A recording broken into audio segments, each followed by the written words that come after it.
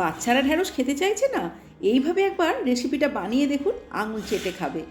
250 ঢ্যাঁড়স নিয়ে খুব ভালো করে ধুয়ে নিয়ে দুটো সাইড কেটে পরিমাণ মতো নুন, হলুদ, কাশ্মীরি রেড চিলি পাউডার আর 1 চামচ বেসন দিয়ে ভালো করে মেখে 5 মিনিট রেস্টে রাখছি। একটা বাটির মধ্যে 1 চামচ পোস্ত, হাফ চামচ কালো সর্ষে, 2টো কাঁচা লঙ্কা আর জল দিয়ে মশলাটা বেটে নিচ্ছি। এবার কড়ার মধ্যে সর্ষের তেল গরম করে মেখে রাখা ঢ্যাঁড়সগুলো বেশ হালকা লাল লাল করে ভেজে তুলে রাখছি। ওই তেলের মধ্যেই দিচ্ছি কালো জিরে, শুকনো লঙ্কা আর 2টো কুচিয়ে নেওয়া টমেটো। খুব ভালো করে কষিয়ে নিচ্ছি। তারপর বেটে নেওয়া পোস্ত আর সর্ষে লঙ্কা বাটাটা দিয়ে আবার একবার কষিয়ে নিয়ে ভেজে রাখা ঢ্যাঁড়সটা এর মধ্যে দিয়ে দিচ্ছি।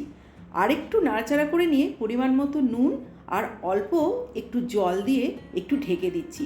5 মিনিট পর ঢাকা খুলে ধনেপাতা ছড়িয়ে দিয়ে এবার গরম গরম পরিবেশন করে দেখুন তো কীরকম আঙুল চেটে খায়।